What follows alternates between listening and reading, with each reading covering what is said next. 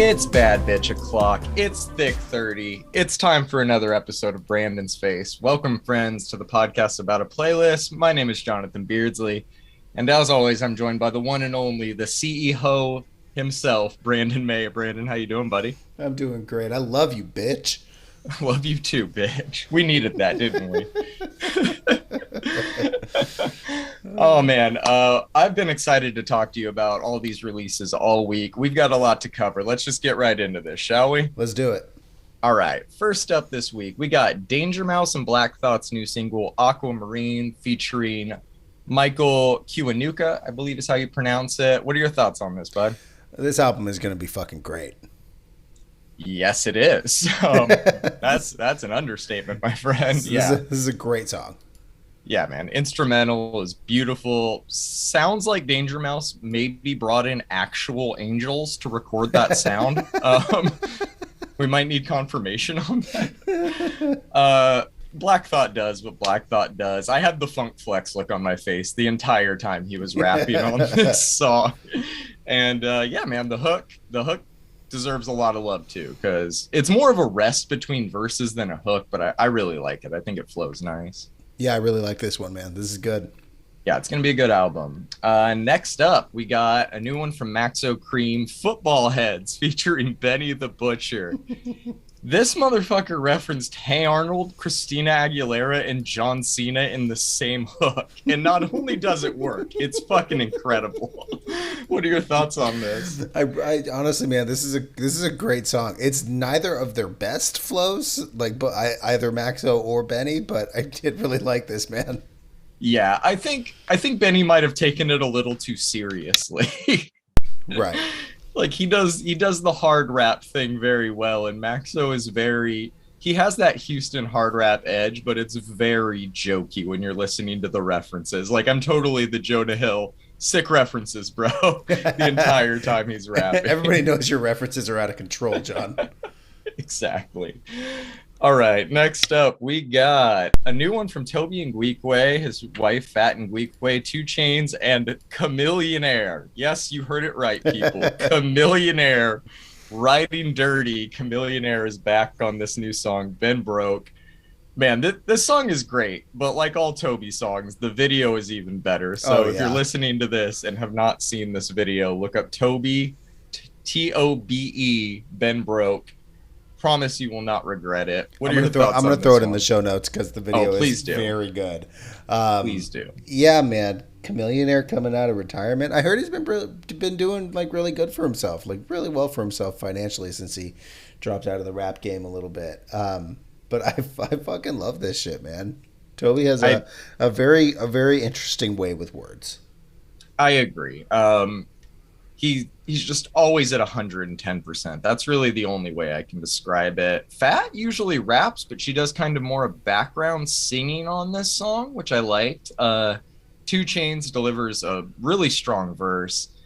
But man, Chamillionaire, yeah, kind of steals it. You're not used to it. And I love, dude, like what was that, 12 years ago, 14 years ago? Like Fuck. A long time ago, but also like, it's crazy how fast rappers just turn into like somebody that we used to know. I guess we'll say that.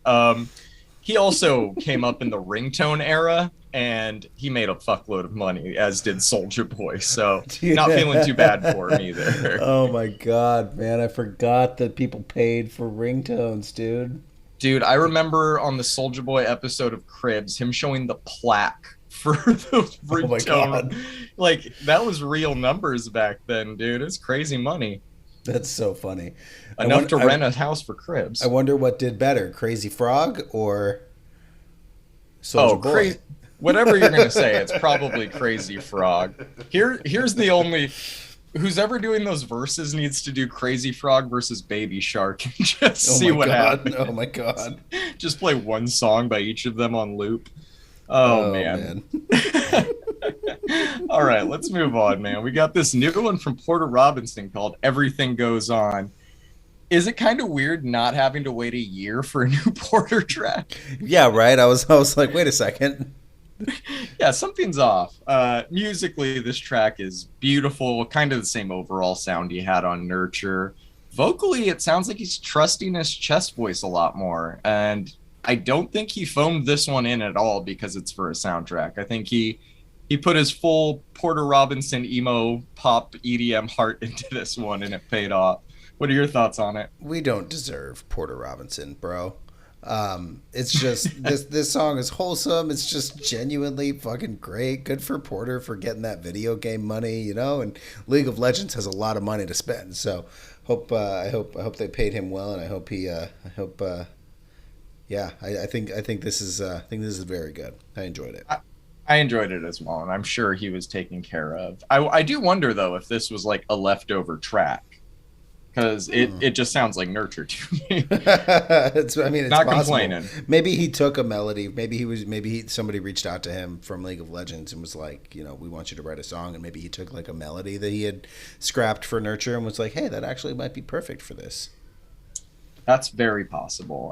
Either way, it's great. We love you, Porter. Neat. Okay. Speaking of people we love, we got a Rodriguez Jr. remix, as is becoming tradition. This one's by Moat, and it's called Buggin' Out. We reviewed the original of this, didn't we? We did. Yeah, I remember it being good, but Rodriguez Jr. should just remix all the songs. Everything I want from a Rodriguez Jr. remix, right here. Yep, it's right here, man. Beautiful as always. Thank you, Rodriguez Jr. Next up, one I'm very interested to get your thoughts on. So this is by an artist named T2, and ARPA might do the vocals. I'm not sure. The song's called Heartbroken. It's the 2022 version. I've never heard the original version, which is probably, I think, 4 or 5 years old now. Yep. This is my wife started playing this song around me a few weeks ago, and now it's made it onto the playlist entry of the week. I'm very curious to know what you thought of it, though. I enjoyed it, man. I think I only listened to it like a couple of times. I didn't know. I take your wife's recommendations very seriously. So if I had known that, I probably would have paid more attention. But I remember liking it. I actually didn't write any notes about it. No, that's fine. It's very thumbs up. Good. I'm glad you at least liked it and didn't have any negative notes about it. It's got like a very early 2010s kind of Rusco bounce with this like vocal chop over it. Really weird. Give it a listen one more time, and yeah, it's just bizarre. Like it sounds like it's 15 years old. It's a very weird song, but I really like it. Well, maybe we should listen to the original also. See what happens. See what they changed. Yeah, we should check that out as well. I agree. Okay, next up, we got another remix of What Me Worry. This one's the 8-track remix, the song, of course, by Portugal the Man, which you know from the 4 times we've covered this song, I think. This is Every Window is a Mirror again. Oh my god, is that album out yet? All joking aside, man, 8-track's a legend for a reason, and he knows that this is going to hit hard live. So, great track for both of them, I think. That fucking 303 is just a thing of beauty, man. Those acid grooves. I actually, when I saw that this song had been remixed again, come up on my little notification bell, I was like, Jesus fucking Christ, man, really again? And so I went ahead and skipped over it, and then I went back, and I was like, wait a second, who remixed it? 8-track. Oh. Sorry, John, we're going to listen to this one, and I'm glad you did, because it's a good one, man. It's a good one. I heard the original of this playing in Hot Topic the other day. That was kind of weird. Hell yeah. What's Hot Topic like? Because I remember Hot Topic. They go through waves, right? Because it's whatever's the hot topic, bro. Yeah, so what is the hot topic? Is emo coming back? Do they still sell all that rave shit? It is. Or is it emo rave? No, I would say anime and manga culture is the hot thing right now, but that's maybe 35% of the store. I'd say it's about the Funko culture has shrunk a bit, and then the rest are band tees, and sadly very uninspired band tees. I feel like maybe it was looking back, but I feel like the band tees at Hot Topic used to be a little better. Granted, I started going to the Hot Topic when shirts like the Ohio is for Lovers shirt was available for like $18, but yeah, man, it feels very like cheap now. I don't know. Yeah, bands used to get real weird with their shirts. You can what's like Bring Me the Horizon. There was like a Parkway Drive shirt that was just so bright and so not Parkway Drive, but like everybody rocked them, man. I think I still have a Cannibal Corpse shirt from them. Man, I wish Put away one, I somewhere. wish I kept my old band shirts. Two, I wish I would have bought them in a bigger size. Why was like a size too small the cool thing then? It really fucked me. Well, because if not, how would anybody see your stud belt? See, it Yes. was a trade Or off, my you rib know? cage. All right, man. Let's move on. We got a new one from Calvin Harris. This one's called Stay With Me, featuring Justin Timberlake, Halsey, and Pharrell. Did you like this? I liked this much better than I liked the one with 21 Savage and the one beforehand. But honestly, man, this project is kind of shaping up to be a little bit of a mess. I love Justin Timberlake though, so I it was all right. I am on the exact same page as you, man. I feel like it's a slight improvement over the first two, not much. I love Justin Timberlake as growing up in the era we did, but at the same time, I also feel like this song has too much Justin Timberlake. Like, if it, like, his harmonies are still beautiful, and like, I want to hear him sing. I think Halsey actually kills this hook. I think she does the best part of the song. I I Halsey, like, bro. yeah, no, she fits the role on this perfectly. And I think Pharrell's like little added spice is nice, but like when we're letting Justin Timberlake say, "Look at those pants, it don't make sense," on a record, like we just need to stop and hit the reset button. We've Mr. gone too. Mr. Timberlake is probably uninspired because he just sold his entire music collection for $150 million or $200 million or something like that. Good for him. Do a new Lonely Island song. Don't do this Yeah, on a right, Calvin Harris exactly. track. Exactly. Oh man, but I mean, Future Sex is a 10, one of my all-time favorite albums. So honestly, 150 million is not enough. Let's move on though, man. We got a new one from Blue to Tiger, Crash Course, featuring Big Pig. I don't know if that's how you're supposed to pronounce it, but Thank you. don't throw those eyes in there if you don't want me to say. Dude, I honestly don't remember what this song sounds like, but I know that I could listen to her play the bass for like 10 years straight and not get tired She of is it. so fucking talented, bro. Oh man, I'm sad you're not on the socials because I follow her on our Insta and she just posts these videos of her just slaying on the bass all the fucking time. And it's That's like incredible. she's unreal, dude. I fucking love it. I hope she puts out a full-length album. We could use that in the back half of this year, I think. Right? Yeah. Yeah, I really like this one. I don't know who Big Pig is, but I think this I actually think that this was a unique direction. I do remember what this sounds like because I listened to it again today. And it kind of feels like, so you showed me her music before she did that Chromeo Yeah. collab, Mhm. and I think working with Chromeo might have opened her eyes a little bit, and because like this is, I think, more in that direction than anything else that I've heard from her. So I really enjoyed this one, and God, she's just so talented. She is, man. I can't wait to hear more. I'm a sucker for bass lines. Dude, me too. And every time I hear a new song of hers, I know the first thing that's going to catch my ear. It's Right. great. She is our Primus. Primus sucks. All right. Shut up. All right, man. Next up, we got Omar Apollo, new one, Archetype. This is, I think, the first of 5 songs he's going to be releasing on a deluxe edition of Ivory pretty soon. Oh, cool. I was going to ask that. Yeah, I really like this. I actually think it's a great song. And if I wasn't already married, maybe it would have cured my heterosexuality. But it's too late, Omar. I'm sorry. I'm taking it. What were your thoughts on this, bud? I really liked this. I'm a big fan of this song, man. It should have made the album. Like I liked this a lot. Yeah. I mean, I get why it didn't. I think that album, you were kind of not into it or didn't like, you're like, I just don't get it, I think was your takeaway. That album is like top 3 pop albums of the year for me still. I listen to it monthly. I will tell you that I have revisited this album quite a Good. bit, I'm glad. actually. Good, man. I'm glad. We'll leave it at that. I'm excited to know where it'll land for you in a few months. Yeah. All right, man. Up next, we have a new one from Heavy Chest featuring Benny, of course. The song's called Sunday 926. And I hope you don't mind me just saying the obvious here. And that's that Benny's voice is just beautiful. Like, Yes. that's it. Like Yep. that's the note. All these artists buying stock in Benny features right now are very smart. Keep buying Buying that stock. It's going up in value. I'm buying a lot of Benny stock as a fan this year. You I know can tell what's you that. funny is I don't think that this production manages to capture Benny at her best, even though she fucking destroys this. Yeah, it's very melancholic. I think her best is like bouncy pop, but Right. she likes the gloomy pop too, and I think that it's a necessary opposite to the bouncy side. But she can do no wrong to me, so I'm not a good person to ask for critiques on her music. I really enjoyed this one though. Cool, man.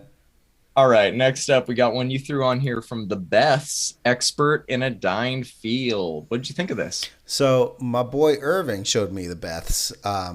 Shout out Irving. Shout out to Irving. It's my boy. I love that man. He's my boy too. You're my boy too, Irving. Oh man. So he went to their show at Pappy and Harriet's and brought me back a vinyl record because I could not attend that evening.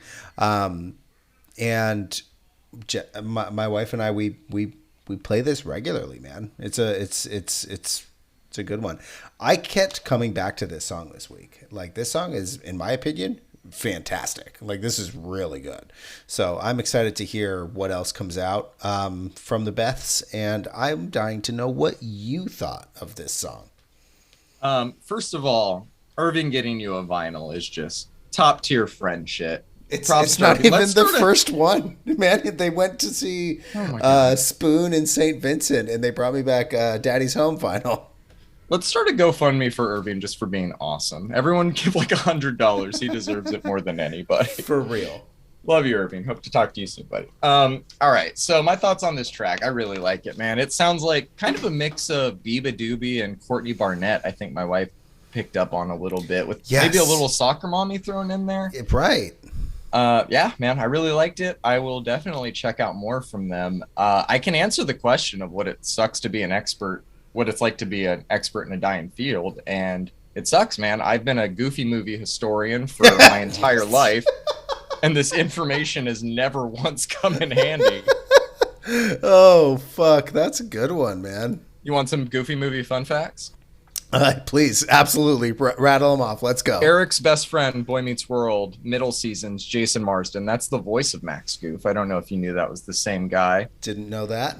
Pauly Shore's work, uncredited, because they didn't want an adult, like, R-rated comedy star credited in the movie, even though he's the best fucking part of it. All right, yeah, I'm going to leave it there. I could go on all day about this. Okay. We're going to do an entire Goofy movie fun fact podcast. God, wind me up like a fucking toy car, and I'm going to just zoom around for like 4 hours on that. Oh, that's incredible, man. Can we get Tevin Campbell on? I need to know what the recording process was like on Eye to Eye. Okay. Compose yourself. We got a Cartel song next. They deserve our full attention. Correct. All right, we got a new Cartel song. This one is called 17. We should have assumed they would be the next band to join in on the what I'm calling the When We Were Young festival renaissance that we all saw coming when that festival was announced. This is their first new song in 9 years. What do you think of it? I think the lyrical content was just a little too much forced nostalgia, but I fucking loved it. So I can't say that it's bad because it's very, very demonstrably good. So you hit both notes perfectly. It is a good track, and it also feels a little bit forced. It's not the audible cocaine that Chroma is, right? Which I just listened to, I think, a day or two ago. I know, you texted me, and I couldn't respond. Oh my god! Because I wanted to hear your thoughts. I wouldn't have seen it either because my soul was in another dimension after that. But it's such a good album, dude. Oh my god, it is. Oh, we're gonna talk about that one day. Yes. Okay, next up, we got 2 new songs from Healing Potpourri, What Do I Do Now, and Wind. We've talked about this band, right? I don't think that we have. No, I think I'm confusing them because of the artwork looks similar to something else. Anyways, tell me about them. Tell me about these songs. So my wife and I just discovered this band. If we have talked about them, then you threw them on, and I don't think that you did. Mm-mm. Yeah, we both immediately just fell in love. It was on my listen to next playlist, which I am just powering through, and at the same time adding shit at an uncomfortable rate. Yeah, at a faster rate than your power. Is this beach jazz? I don't know what it is, This but I fucking love it, man. I listened to their last album and I liked both of these songs. I am an instant fan of Healing Potpourri. beach jazz. I'm gonna call it beach jazz if that's not what it is. I liked this. I think that if you like this, you should revisit Pretty Odd by Panic at the Disco Okay. because I heard a lot of similarities. Okay. Just a weird thing. I think we both should revisit that album. I honestly don't know if I've ever heard it in full, but what I have heard reminded me of this a little bit, but not in a bad way. Nice. All Kind right. of a weird feeling to describe, I guess. Sweet. All right. We got a new one from Klangstoff, my guy. Yeah, we did. Plastic Gun.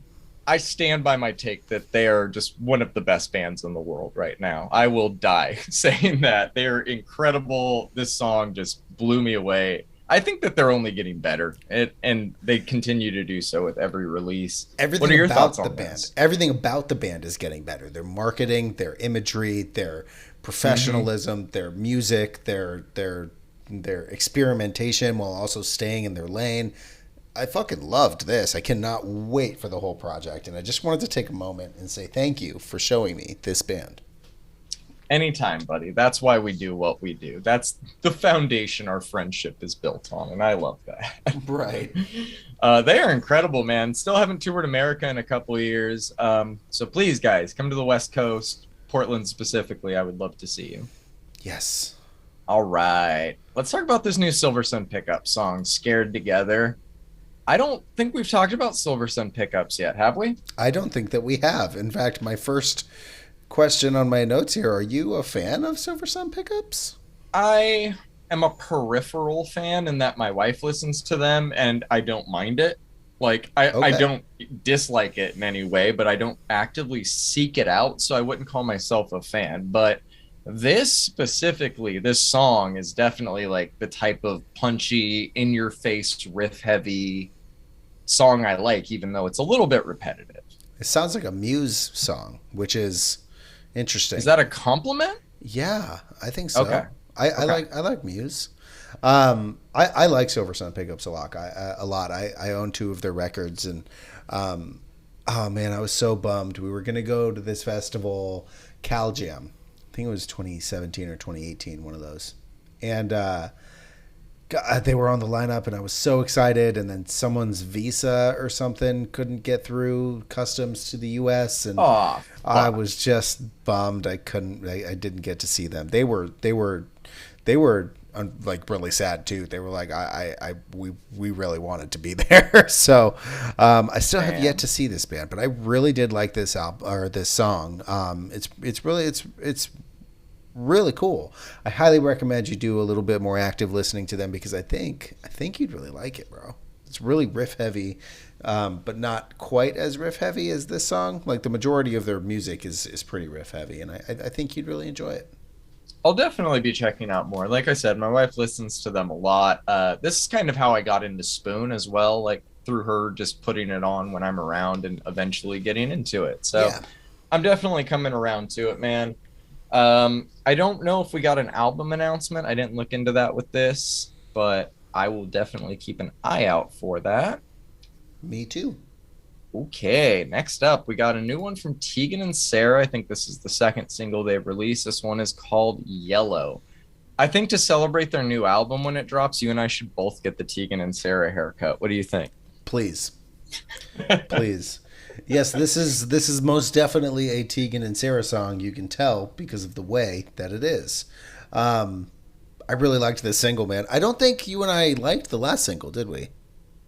It was okay. Yeah, I don't remember being too hot on it, but I liked this one. What did you think? I thought it was good. I liked it as well. Definitely interested in their album. I don't know if excited is the word quite yet. I'm excited. I like their music. We'll see. Well, good, man. I'm excited to see how it turns out. I like Okay. that. I'll dance around it as always. All right. We got a new one from Beartooth called Riptide. This is catchy, man. I've had this hook like stuck in my head for days on end. I like this. What do you think of it? I fucking love Beartooth, bro. Like I know. they're I think you so showed good. me them actually. Yeah, I discovered them because I was going to I think it was the 10-year or 15-year anniversary tour of Discovering the Waterfront. It was the 10-year, back in 2016, from Silverstein, and Beartooth was their opener. And oh my God, like they brought the fucking house down, man. They were very good. It was almost like, is Silverstein going to follow this up? You know, like, and you know Oh, how Silverstein can follow it up. they definitely did.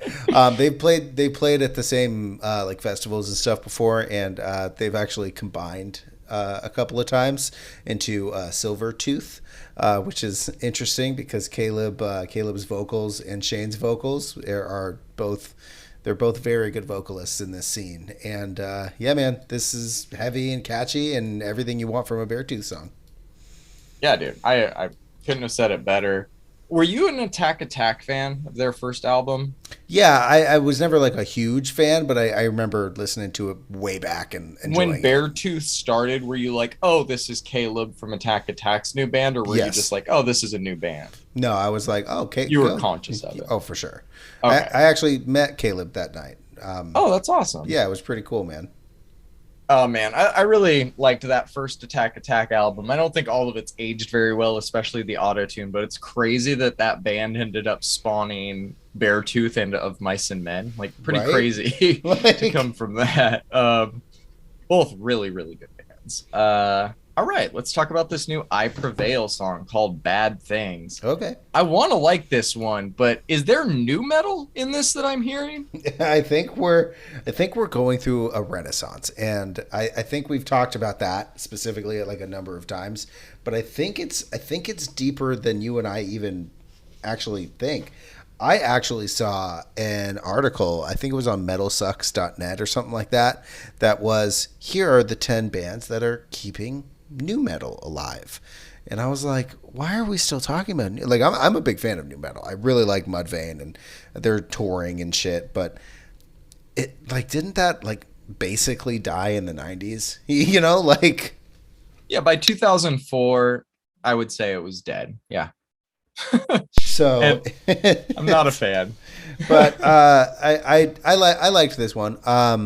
It was okay. It's not as good as their last one, but yeah, I definitely also caught the new metal influences here, which is why I think I ended up stumbling upon an article that talking about new metal. So Yeah, it's an interesting genre, and I don't think it's all bad. This song just didn't do it for me. that's super fair. Mudvayne's LD50 is a fucking masterpiece, though. So Yeah, no, I like Mudvayne, so I guess if that's new metal, then yeah, I like some new metal. It's just I don't. Yeah, this one was weird. I think it's just not what I was expecting based on the last single we heard, and it just threw me off. yeah, I don't think they're rolling out an album right now, and I don't think they're gonna break any new ground on it. I don't really think they're trying to either. I think it'll probably be a good album. I'm kind of interested to see what the general consensus will be after it drops, and I think I want to review it with you because Oh, for sure. I think this band is really interesting. They did that Uh, Taylor Swift cover that just killed on YouTube, and yeah, man, we'll see what happens. Yeah, man. You've seen that, right? Yes, I Okay. have. And I mean, fucking Grammy nominated, almost 3.5 million monthly listeners. We'll definitely be reviewing that. Like, Oh, I didn't even know that they were that popular. Are they really? yeah, yeah, they're a big band. Damn. I've seen Uh, them. They're really good live. They surprised me with how I've good they heard were. good things about them. I've never even seen a video of them live, but I've heard they're good live. I imagine there's a reason they have the following they do, and I don't know their older music that well, so I'm going strictly based on new stuff, which is never great to do. Well, we'll see what happens. We will. All right, man. Tell me about this Smile Empty Soul manifesto track that you threw on here. Do you know anything about Smile Empty Soul? No. This is your first time ever hearing a Smile Empty Soul song. Yes. Okay. I remember the first time I heard them. I think I must have been 15 years old. My buddy gave me a copy of their first album or like their demo, and I remember like really, really enjoying it. I still have it. I still have it in my CD case. I have never been able to recapture the magic of listening to the first time and subsequent times I listened to that CD. But I did like this one. It's kind of butt rock, right? But I enjoyed it. I enjoy this band. They have his voice just kind of elicits nostalgia for me without rehashing old ideas, and I enjoyed it. What did you think of this song? I thought that I don't know if they have multiple vocalists or one vocalist, but I heard three different voices and I liked one of them. So I kind of liked it. It wasn't a full win. That's awesome that you still have that demo after all these years, though. I love shit like that. I could tell they were an older band with their name being Smile Empty Soul. Like, yeah, that's not a 2022 band name for sure. No. But yeah, I thought that they were okay. Not exactly in my wheelhouse, but okay. Yeah, I kind of just threw it on a whim, and I'm glad we listened to it. So, all right, let's move on to this Soilwork song, "Dreams of Nowhere," another band I have never heard of. I don't think before now. What did you think of this? oh, you've never heard of Soilwork? So I never really got into them, but they're on like a bunch of people's like best metal ever. I mean, they're actually fairly popular. Let me see here. Yes, almost 1 million monthly listeners for a metal band is pretty 25 million on their most played song. Yeah, from like it's a 20-year-old song, but yeah, I get what you're saying. I like it, man. I gave them a shot recently because I'd thrown them on my listen to next back when people were saying how amazing they were. I thought it was good. It's not incredible, but I really did enjoy it. I think it's really accessible for metal. Yeah, I fall in line with your train of thought on this. I think it's good, not great. Nice. We have covered a lot of great metal this year. We sure have. The bar is set. All right, man. Let's talk about this Until I Wake fake song. That's kind of hard to say wake and fake back to back. We covered 3 tracks of theirs a few weeks ago. Yep. Yeah, I really like, I think, all of everything I've heard from them so far, if I'm remembering those 3 tracks correctly, and it continues with this. This is really good. Yeah, my notes say this is fucking great. Period. That's yeah. that's what it is, man. I imagine 4 songs in with all the same art, we're heading towards an album, so we'll definitely check that out when it drops. Yep. Okay, last up for the singles, we have a updated version of "Lie to My Face" by Carnifex and Oceano. I think you might have said something similar to this a few weeks ago, but just all these updated recordings really do is make me want to visit the original recordings. I think that's kind of the point. Yeah, maybe it is. Maybe it's just marketing, but it costs money to re-record it. They sound great, just not really necessary. And also, I have like the memory of seeing this song live when it was a new song originally. So like hearing this is kind of like when From First to Last redid Note to Self. You're like, yeah, no, it didn't need to sound better. It's sounding shitty is kind of what makes it great. Oh, that's amazing. Yeah, it's like, I get you. It's like watching things in Blu-ray that were clearly never meant for Blu-ray, and you're seeing like pores on skin and shit, or whatever that like soap opera lighting is on TVs. The blurred background and shit. Oh my god, I hate it. I will say that I did recently watch a clip from the 4K rendition of The Wizard of Oz, and that looks real cool. I do recommend you check that out because I think it really adds to it. But I don't even know if I have a 4K screen. You know, my phone is something crazy like that, but I definitely I still have a plasma TV. So there you go. Like, it's a flat screen, but it's real heavy. So, dude, my uncle growing up had one of those like 3 projector things that looks like a fucking pinball machine. Yeah. It was vintage AF, dude. Hell yeah.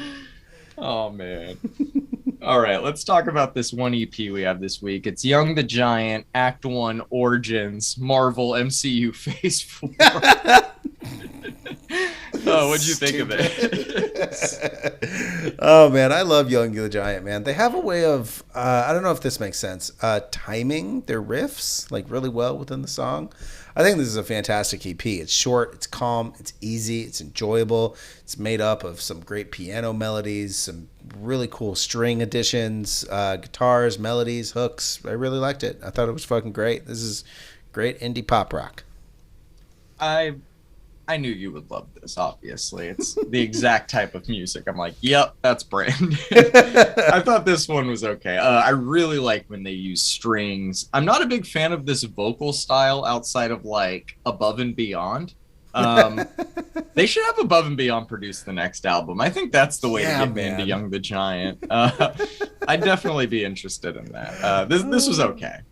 All right. Didn't dislike it. All right. Neat. That's as much as you're getting from it. That's okay. That's okay. I'm excited to get to this next one. All right, let's talk about some albums. First up, we have Lizzo's second album, Special, which has finally arrived. I guess it's about damn time, right? I want to hear your thoughts on this, man. I know you were as big a fan of her debut as I was, and I just want to know if you're on the same wavelength as me. We have not talked about this at all yet. I don't know. I don't know if I am, but I thought that this album was fucking good. She really just makes bangers, bro. She has, I think, just a trajectory to the top of pop stardom in the future, man. Even if we like don't consider her already there. Look, man, I think that there's obviously kind of a trend that we're seeing with pop albums where we're getting higher tempos and we're getting a lot of 80s synth poppy kind of stuff, and it's kind of making like this pseudo comeback where it's almost like ironic to use the 80s synth pop sound, because I don't know, I don't think anybody's really like serious about it except for maybe Kavinsky and The Weeknd. Yeah, I fucking love it, man. It took me a second to get used to her singing over some of these beats, but I think it really works well. This album is enjoyable front to back, man. Her voice is just so fucking good. The production is fantastic. My wife and I had a great time listening to this. I think Lizzo is super talented, and I think that she will just continue to impress everybody with subsequent releases. I think her sense of humor was fucking awesome. I gave it a 9, bro. My standouts were I Love You, Bitch, or To Be Loved, Am I Ready? I really couldn't decide. Are we on the same wavelength? We are and we aren't. Okay. So we are about the broad picture. I think that this album is also great, man. I'm going to go kind of track by track, if you don't mind. Please. The Sign, great intro. Maybe one of the most Lizzo songs I think I've ever heard. The first line is, "Hey motherfucker, did you miss me?" She's just so great with like being so poignant like that. About Damn Time, easily one of the best pop songs we've heard all year. Girls was a little underwhelming as a single, but it's a solid album track. To Be Loved has an 80s aerobic vibe to it that I really enjoy, but it's also, like you said, kind of the dominant sound of pop music at the time. I Love You, Bitch is where we differ. That's one of the rare skips for me.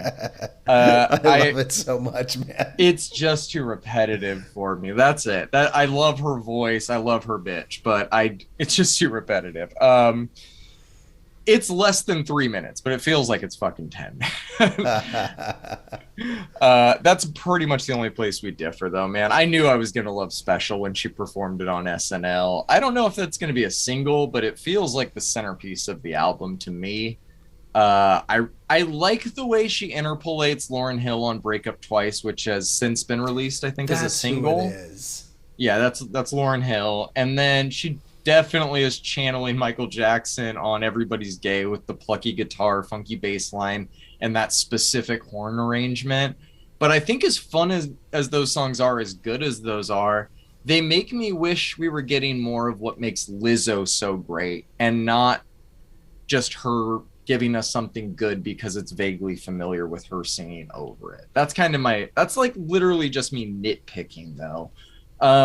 I love both of those songs. That's just kind of where my mind went. I was a little worried we wouldn't get a ballad like we did with Jerome on the first album, but I think Naked filled that hole for me. It's a really good song and one of the rare kind of personal moments on the album. Uh, Birthday Girl, very fun song, but definitely feels like it was made for social media and playlists more than anything. And I'm not knocking her for that. The bridge with the people saying their actual birthdays was a little weird, though. Yeah. Like when I'm sitting in my car and it gets to that part, I'm like, yeah, this is kind of weird. If You Love Me, nice, if not a little unexpected semi-acoustic track. And Coldplay, a little on the nose for the song title, but it's a fitting outro. I want to go into some of my favorite Lizzo isms from the album, as I call them. Lisms? Lisms, yeah, we'll call them Lisms. I've been training, I can flex that ass, so when I shake it, I can shake it fast. Love that. There's a Mona Lisa moaning in the room. Tell a sexy nurse to meet me in the loo. I don't even know like what that and like where this is taking place at, but I love it, man. Look, dude, I don't think she topped Cause I Love You with this release, but this isn't a sophomore slump. This is easily one of the best pop albums of the year. And like you said, she is just growing into a generational talent more and more with every release. I gave this one an 8 out of 10. Either About Damn Time or Special would be my standout. Neat. Okay, buddy, you ready to go into the realm of R&B for a second? I am. Okay, so we got a new one from Neo. This album is called Self-Explanatory. Can I start off with something I don't like about this album? Please. On the song, You've Got the Body, he says he has her legs up like a peace sign, which, one, that's a very weak line. Two, yes. Usher said that exact same line and even named the song, he used it in peace sign. So that's from his 2018 Project A, if anybody wants to go listen to it. I listen to R&B a lot, so I'm used to similar trains of thought and even the same line being used by two different people on two different songs. However, what I'm not okay with is that the very next song, titled After Party, he says, got your legs spinning around like a ceiling fan. I got a few problems with this, man. First of all... Like anatomically, how's this working? Yeah, well, I'm going to get there. First of all, way too similar to the peace sign line. Second, wouldn't that mean you're getting kicked in the face? Like I don't understand. Like he needs to. Maybe in the liner notes of the CD, if you buy the physical one, there's like a diagram he drew, like evacuate airplane instructions cartoon on how this works. God. But Jesus, man, that on the first listen that caught me, and I had to run it back a few times. Yeah, man, beyond that, though, this isn't really an album I'm interested in criticizing too heavily. I grew up listening to Neo and Usher and Mario. I know what he does well, and I know he'll always deliver on that front. I actually like him a little bit more now than when he was at his peak commercially, because his music was always sexy, but it was also very safe back then, very... You can market me at Target and Walmart, and your mom can buy this album because I'm wearing a fedora on the cover type of shit. His image was just meant to appeal to all generations of R&B fans, and this is definitely him leaning into the more erotic parts of the genre, and it's a lot more direct lyrically, which isn't always better, but I feel like you can at least hear that freedom in his voice when he's singing, that he doesn't have to worry about that shit anymore. He's in the twilight of his career, and I don't think he sounds bad for being in that stage. I'm going to go through some of my standouts really quick. Handle Me Gently. It's the most Michael Jackson song on the album. Those harmonies are great. Hook is perfect. I already talked to you about Don't Love Me when it dropped. Still love it. One of my favorite R&B songs this year.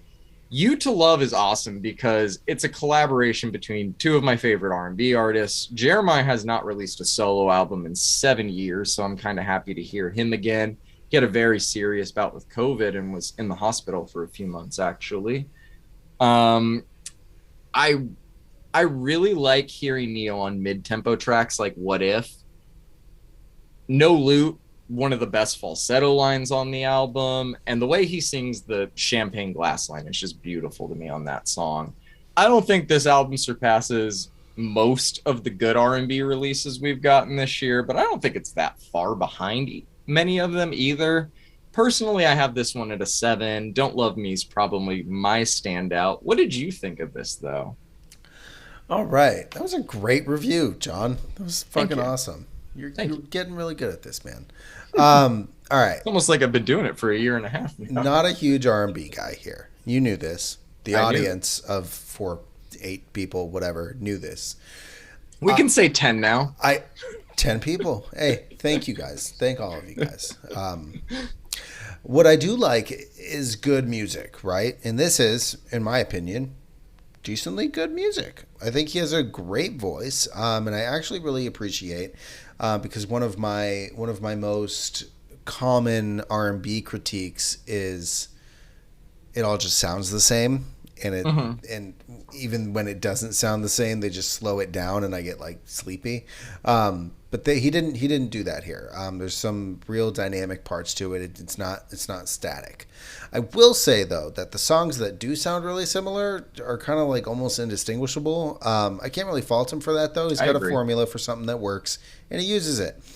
This is actually the first full album of Neo that I've listened to. Obviously, I've heard "So Sick" and all of the features, yeah, that he's done, and I'm sure I know even more than that. But I never really dived in. I did really enjoy this album, though. I listened to it a number of times. The production is good, the voice is good, the jams are good, jams with a Z, and he clearly knows how to make a good song, and he knows how to use his voice really well. I gave it a 6. My standouts were "Don't Love Me" or "What If," and I was cracking up at that ceiling fan line, and I'm so glad that you said something because I have it written down right here. It says ceiling fan line, WTF. Like, well, I'm glad that one of those feet came around and kicked you in the face and woke you up during the listening process of this album. That's funny, man. That's bizarre. Neo, come on the pod, explain that line. Yeah. Just get that. Oh, man. All right, man. Let's talk about this new beabadoobee album. How was your first trip to Baytopia? Oh my goodness, my man. It has arrived. Beatopia is here, and it's really everything I expected it to be. It's super easy breezy indie rock, right?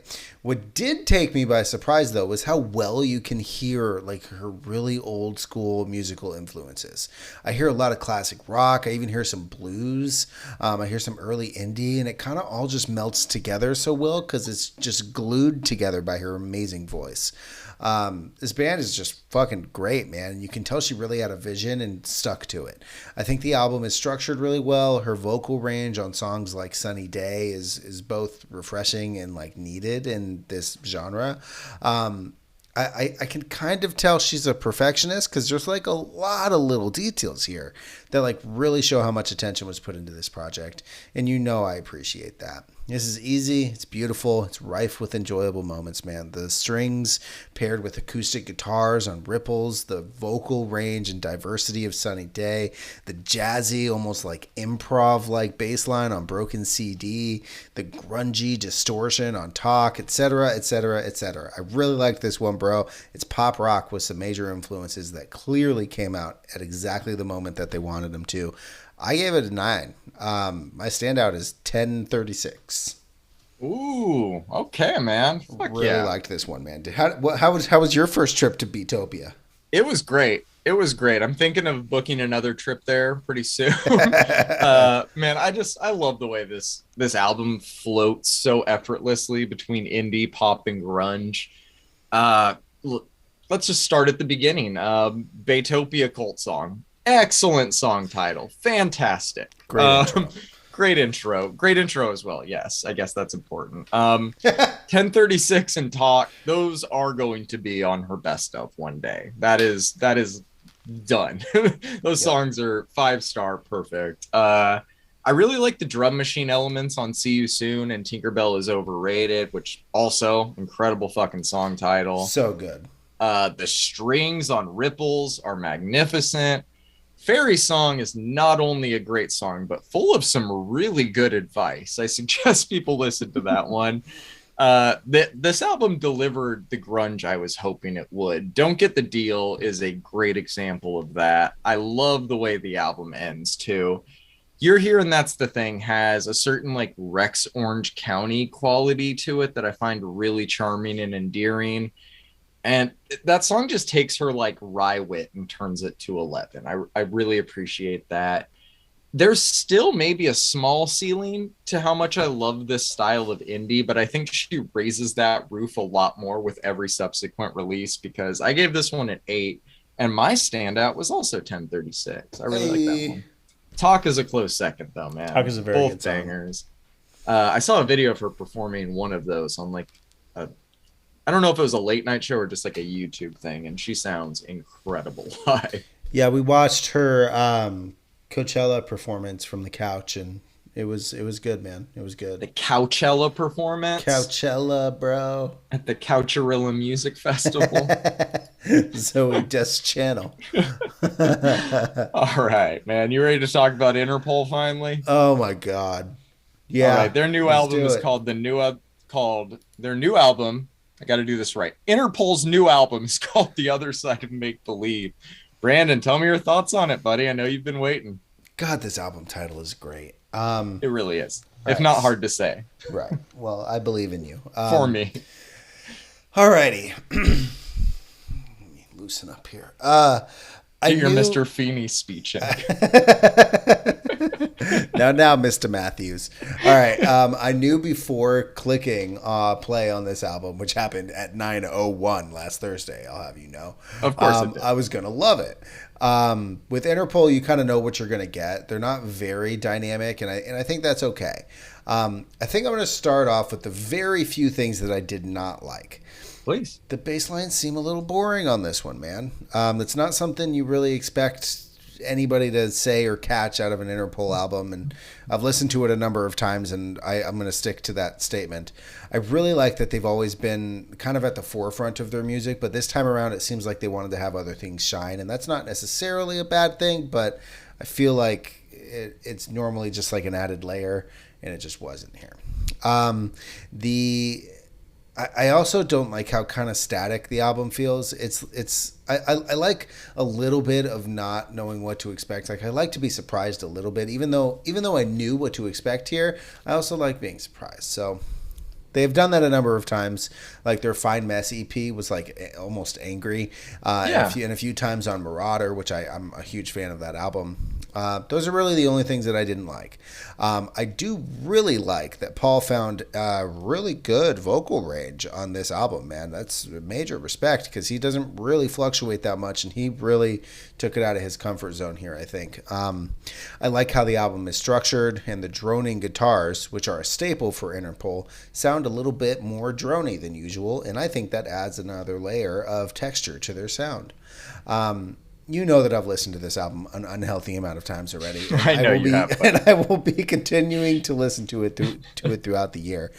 I kind of want to mention the hate that Interpol gets. I really didn't expect that to see all of the hate because every time I listen to an album more than twice or three times and I write my review, I go and look at what other people are saying, and yeah, man, people are so fucking weird about this band. There's like articles about it. There's a bunch of hate on like the Indie Heads forum and shit like that. And God, man, it's like they want Interpol to just release Turn on the Bright Lights 1,000 times. And it's like, don't get me wrong, man. That album's fucking great, right? That came out of the New York indie scene back when like the Strokes were popping off, but God, man, they've put out some insane albums, man. Our Love to Admire, Antics, Alpine Tour. I have yet to be disappointed by an Interpol record, and this one also did not disappoint me. I didn't like it maybe as much as I wanted to like it, but I still really enjoyed it. My standout was Renegade Hearts or Passenger. Couldn't really pick out which one I liked more. I gave it an 8. What did you think about Interpol, and what do you think about all the hate that they get because they're not putting out the same album 1,000 times? I'm honestly unaware of the hate. I don't follow them on too close of a level. I think I maybe saw the Pitchfork and maybe the Fantano review. But I didn't really agree with most of it, honestly. I'm kind of like you. I might have been a little underwhelmed by some of the album, but my overwhelming experience was very good. And approaching how to even like talk about Interpol is hard because they're a lot like Spoon to me. That if you just ask me to name a band that I think is cool, they're one of the first bands that would come to mind of just a cool band. You know they're touring with Spoon, right? Yeah, I actually do. Maybe subconsciously that's where that came from. I didn't remember Maybe. that until you just said it. But dude, like they're fucking good. All you need to do is play somebody a few seconds of Tony or something's changed for them to quickly realize that they are very good. It's hard to articulate what makes them so special or so cool because cool is always a hard thing to articulate. The way I kind of define it would be like how the Supreme Court defines pornography with the I know it when I see it case, I guess. And I'm not saying I agree with the Supreme Court, by the way, people, on everything that they say. I just want to say that really quick. Like, usually I'd point out the little things I don't like about an album or the things I like about it, like the way that they incorporate these keys to add this haunting atmosphere to their music, or how that fucking riff powers Mr. Credit, or the way they crafted the bridge to outro on Renegade Hearts, or the songs like Passenger or Greenwich that feel like they could have been released any time in the last 30 years and not sound out of place one bit. I think another word for that is timeless. I think so. I think it is. And look, man, I've already listened to this album a handful of times.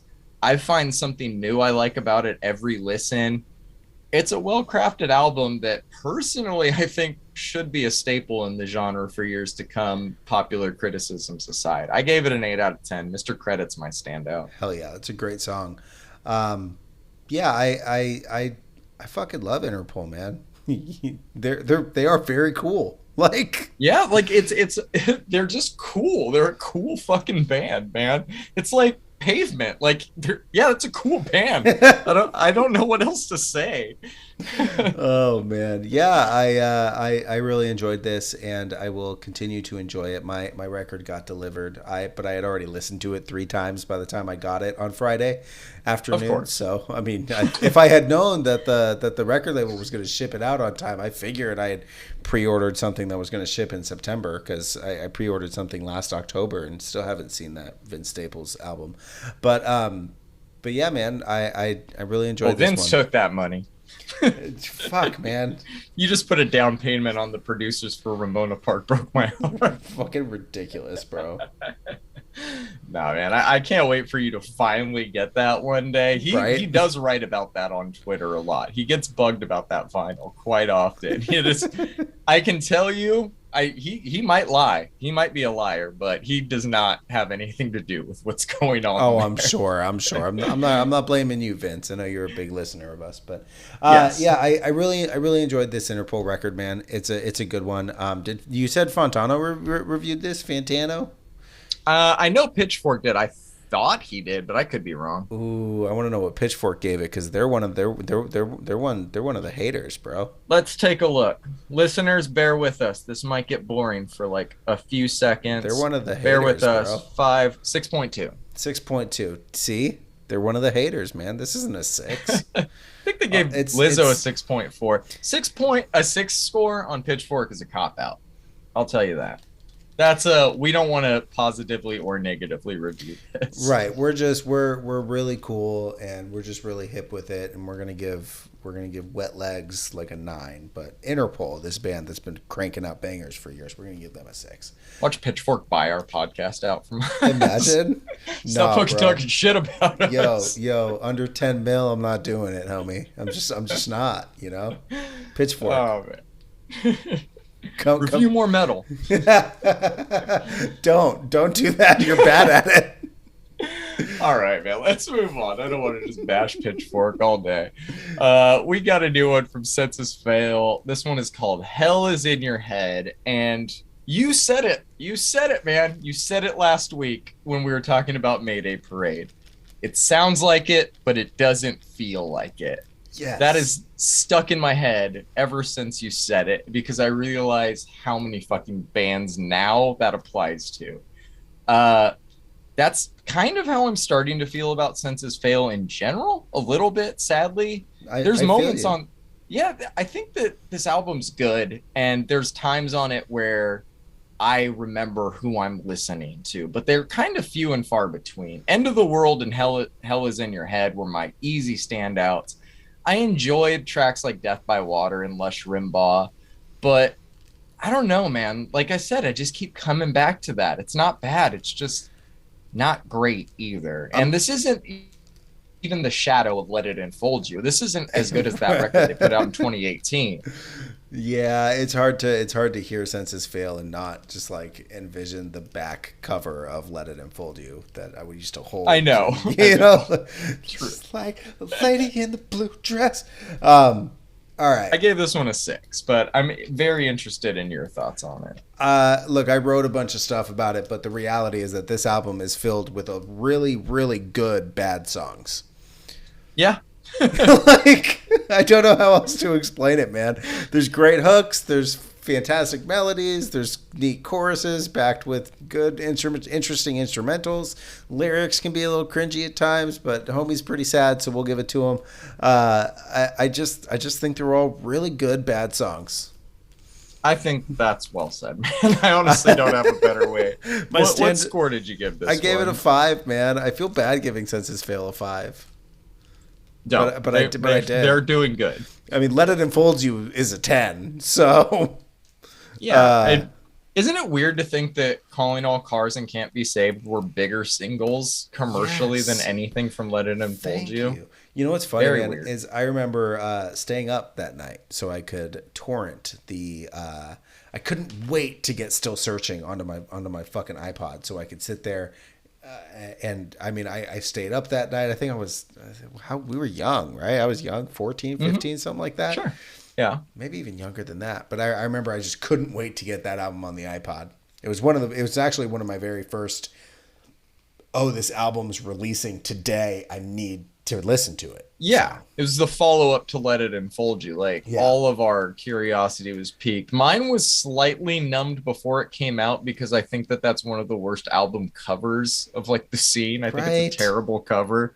But whenever I go back to those songs, I'm like, oh, Calling All Cars is a fucking jam. Oh, like, yeah. It's a good song. You just gotta wait for it to get into it. You ready to talk about Rain City Drive, or do you have anything else you want to say about Senses Fail before we move on? No, I'm good. All right. Let's move on to this Rain City Drive. We've been talking about this album. We've covered every single they've released up until this point. My man, I really liked this. Straight up, before we get into scores or reviews, did this live up to the hype for you? Yeah, bro, this album is catchy as hell all the way through, front to back. I agree, man. This is a great debut.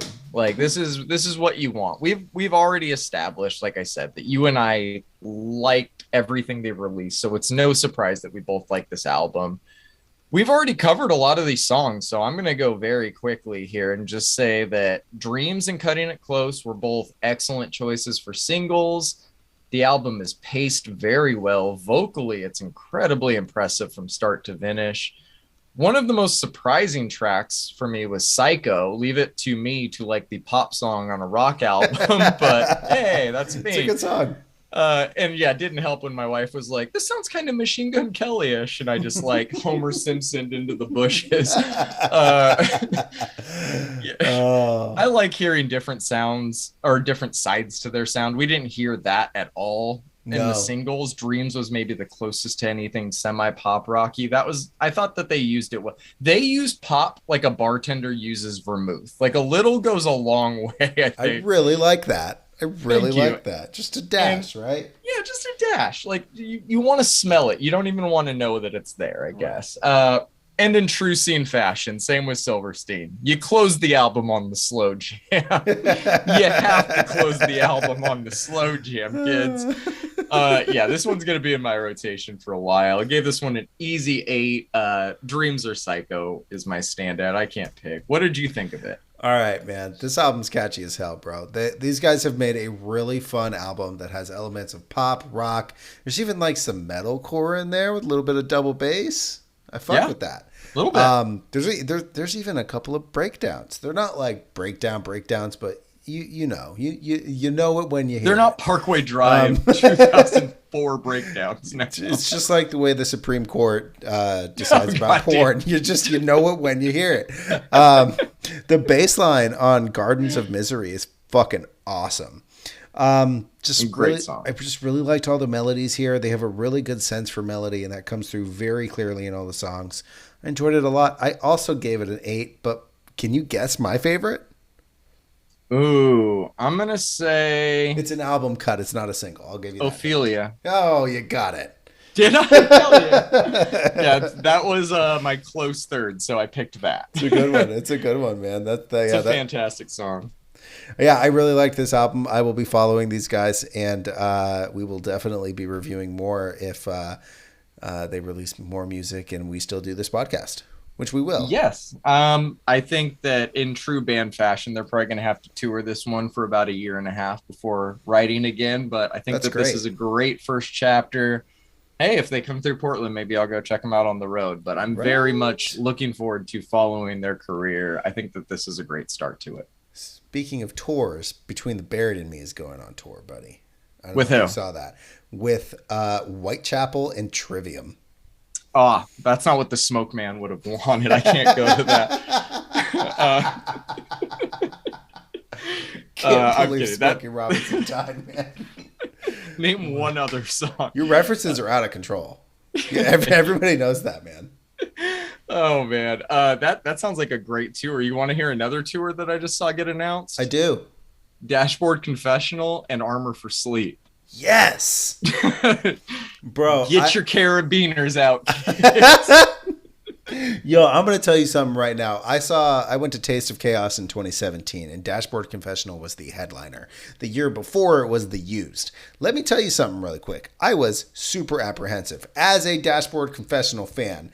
I kept telling my wife the entire time. I was like, I don't think that they're headliners, man. How are they going to top this thrice show that we're at right now, bro? They threw down like they really blew me away. They didn't play a lot of their sappy, sad acoustic jams. They did play a couple, but they really can headline. So I think. Oh my God. I don't doubt you, but also it's funny that you say that because there's this thing about like Jerry Seinfeld, how when he does stand up at colleges, it's this very risque set. And when he does it at casinos, it's this very parent friendly geared towards set. And I just imagine Dashboard's like, we play in a metal festival. All right. Yeah, we got something for that. All right. This track 3. I'm throwing the hat off. God damn it. It's like that kid story where that girl's head rolls off after the neck ribbon comes off. There is no top of his head. I'm surprised you didn't call me out for Neo wearing a fedora and me not thinking that was stupid. You know, man, it just is what it is, man. Double standards in R&B and alternative. All right. You want to know what we're covering next week, buddy?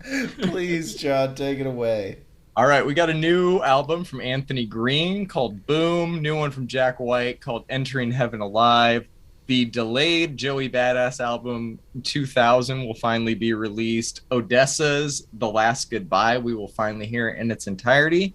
And we got a new album from Ty Segall called Hello High, as well as a grip of singles. It's going to be a lot of fun. Anything you want to say before we get out of here? I love you, bitch. I love you too, bitch. Like, follow, subscribe. Oh, bitch. Peace.